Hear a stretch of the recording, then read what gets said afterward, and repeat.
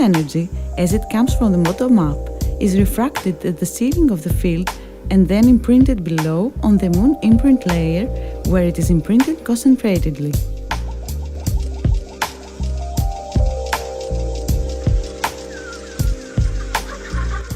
In this way, the Moon works like the mirrored hologram of the Earth.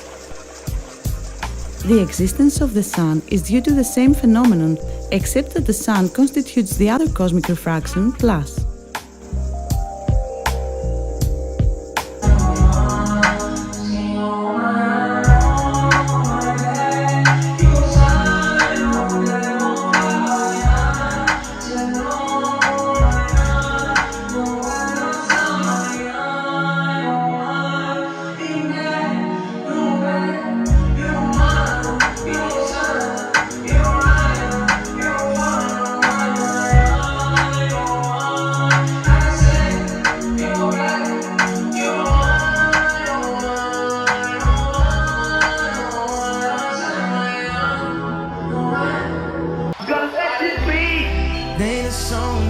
Glance at the moon, but when you're staring at things, you don't know whether it's your eyes or what.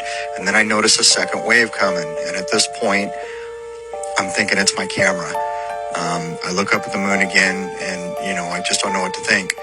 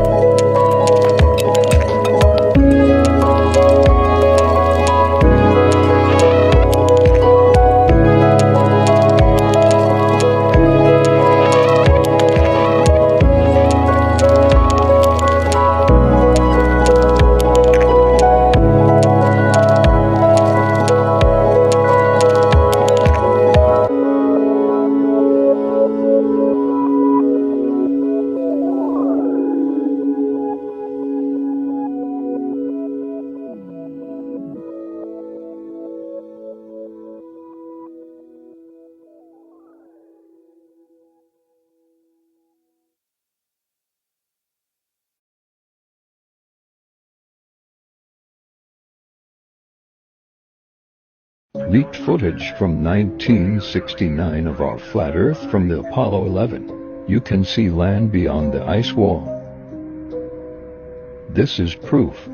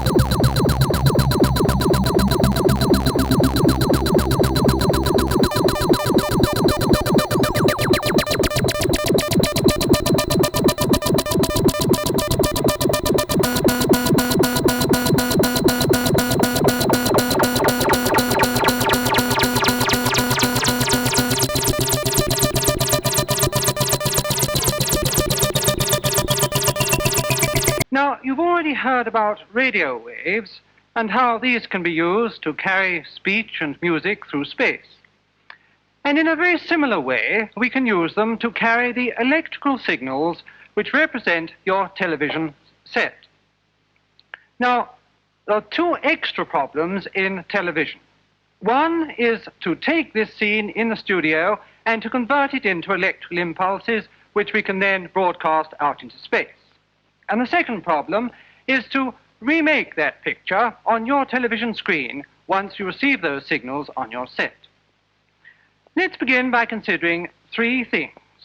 First, the camera. Secondly, the human eye. And thirdly, the television camera itself. Now, in the case of the ordinary camera, the light goes from the object through a lens onto a sensitive place at the back. This sensitive plate is the photographic plate, and it undergoes a chemical change when the light hits it. And by dipping it in suitable solutions, you can make your permanent photographic image. Now, in the case of the human eye, the light again comes through the lens onto a sensitive surface at the back of your eye. called the retina. Now, no permanent chemical change takes place here. Instead, a series of little impulses are sent by the nerve fibers back to your brain. Now, a very similar thing happens in the television camera itself. Again, a lens system focuses the light onto a sensitive plate at the back. But this doesn't undergo chemical change, it changes electrically. And an electrical image is built up, and this then can be fed off in a series of electrical pulses along the cable, as you see. So the two are very similar. Now, you might very well ask, but how can we turn light into electricity? Well, there are one or two ways we can do this. Let's look at this simple demonstration here. Here is a beam of light coming from this lamp along here and falling on a sensitive element here, which produces an electric current when the light falls on it. And you can see that on the meter. It's reading more or less full scale. Now, you watch what happens when I put my hand in the way. In we go. And as soon as I cut the light out, then the electrical reading falls. So here is a simple way of converting light into electricity. And this is what we do on this sensitive plate in the television camera. But this is, of course, only half the story. I've just got them switched on. And if I turn this little switch here, I can arrange to switch the other one on, and so forth and so on. And only one row is alight at any given moment. Now, if I turn this round faster and faster, you're going to find it difficult to follow that. In particular, if I turn on the motor and get this to do it for me, now, you wait and see, you won't be able to see in a minute. There, you don't realize that only one is on at a time. You think they're all on together. But I'll slow it up again. There, you can see them now, just one at a time. But if I do it fast enough, they all appear to come on together. And that's what's happening on your television screen. The whole picture appears to be there at once. Now, this persistence of vision, as we call it, is very important. And let me just show you another demonstration to illustrate it. Here we've got a black disc which has got a light behind it, and as you can see, one small hole. Now, I can turn that disc round by my hand, and those holes, as you see, go across the screen. Now, there's only one hole at any given time in front of the lamp. But if I turn this fast enough, those holes appear as lines going across. And now if I turn on the electric motor, you'll see the lines appear as actually a whole pattern. So that when the motor's going fast enough, you'll see not just separate lines, but a whole pattern coming through. I'm afraid the motor's not going quite fast enough now, but you can see the pattern beginning to emerge. Well, now, what we're trying to show you here, then, is that... here comes the motor. Somebody's managed to switch the power on at last. Now, as that speeds up, now, can you see... You can see the whole pattern there, although remember that actually, at any given moment, there's only one hole in front of the screen. And we're relying on your persistence of vision to show you that. Now, let me just show you. Here's the actual pattern you've been looking at, and you've been seeing that through those holes. So there we are, then. Briefly, what I've been trying to tell you is this, that the television picture is built up of a series of electrical pulses. And then this is built up point by point, line by line, until we get the whole picture reformed on the screen. Because these are electrical pulses, we can change and modify them quite easily. In fact, we can take the signal from one camera and mix and merge it with that from another.